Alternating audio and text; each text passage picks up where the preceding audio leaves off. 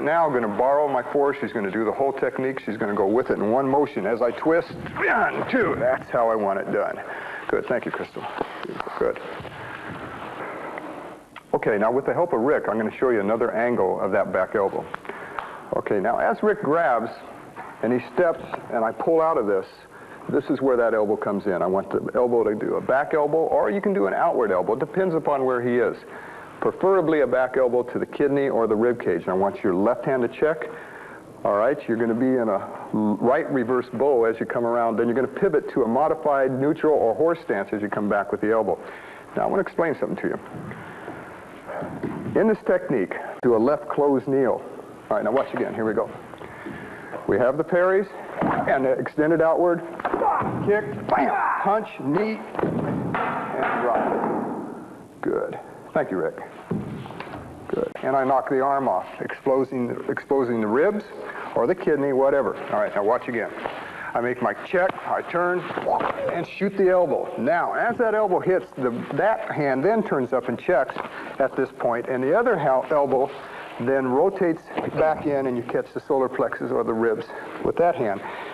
This right hand now checks up here. Now watch again. I drop back to approximately, do it a little slower. Watch me now. I get the push, break, rip, hit, and back in with the elbow. That's the timing. Thank you. I can do an inward elbow with a sandwich to the back of his head. Let's try it again. So we parry, kick, back knuckle, and sandwich. Make sure that when you move in for the back knuckle, the bow to break that rib. Okay, watch me again.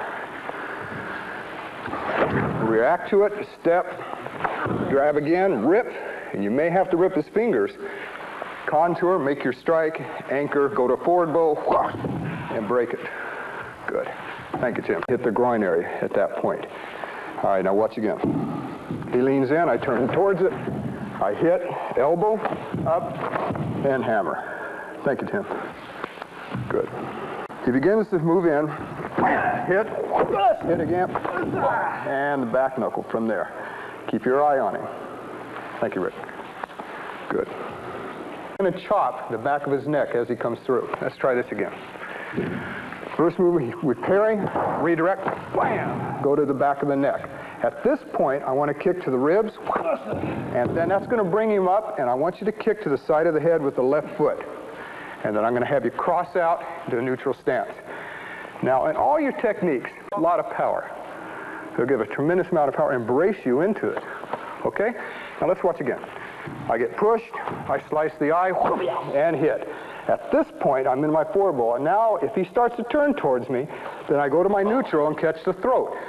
You see, when you teach these techniques, it's more than just hitting targets. He's reacting to what I'm doing. And like I said, from this point on, if he turns into me, wham, there's my retaliation. Now, as this front hand hits his throat, and like I said, if it knocks Kevin back and he moves back in again, he's going to run right into that. Now, we pivot into a forward bow, and I want you to take a good look at the middle knuckle.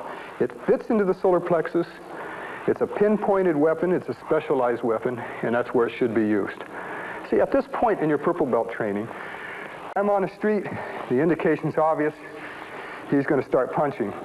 Then I start looking at everything about Rick, peripherally. He moves, I see where that hand is, I drop, I make my moves, I roll the check again, and then I'm attacking what? The leg and the neck.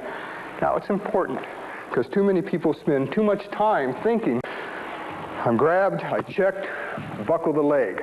It gives him an angle of disturbance. It also drops my height so he can't pick me up. I make my hit to the groin. The hands come back quickly.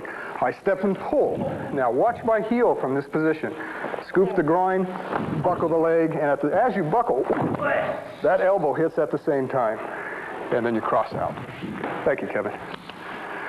Practice it. It's a good technique. I had to use his head as a weapon. He's going to set that target up for me. Now watch again. He pins, he leans forward. I check the hand, I go to a right closed kneel, slip the elbow. It comes right into the solar plexus. Grab the face and rip down. Keep these hands checked.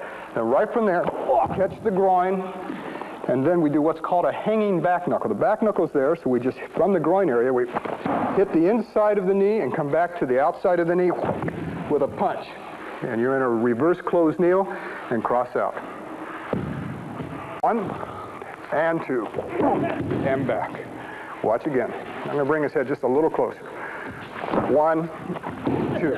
Okay, now watch it from this angle. You see what I'm doing. As he moves, you notice that my arm contour is checking underneath. Watch again. We go 1, 2. Now if I want to add a little move like I did in Parting Wings, as this hand's moving, this hand can hook the eye as this hits, then I can come through. Boom, right there in that position. Okay, now let's work it from this angle. Watch what I do. It travels and protects me here. Now watch again. First move. 1, 2, and 3. Good. Now I'm back into my forward bow. I roll my left hand over as a waiter's check, as we call it, and we ride that down to keep pressure, so if he tries to rise up, we keep him anchored down. Now I step off to get a better angle of delivery, because I'm going to wind this middle knuckle or just full fist up, and I'm going to rake across the kidney. It's going to arch him. Now this action is going to feed the next action, which is a roundhouse kick.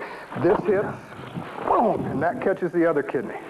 One action feeds the other action. Your next shot. I want this to occur, though, before his foot hits the ground. Watch again.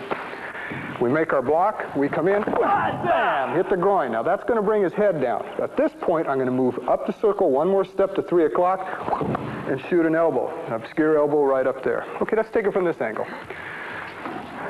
The kick comes, I move off, shuffle in, hit the groin, and up, boom, and hit with an obscure elbow. Make sure the bottom hand's checking. Don't do like me when I'm talking sometimes, and run it this way. The important thing is that you're stepping to a zone of sanctuary, and you're getting away from his other hand, too. By driving this down, you're controlling his width and his height suddenly as you run that between his legs. Another option is when you get around, if you bring the hand up, you can also break his wrist as this knee comes through to kick the other leg and then to the tailbone. Thank you, Rick. Practice it. And if you pull hard enough and use your own neck as a fulcrum, you'll break the thumb against the neck.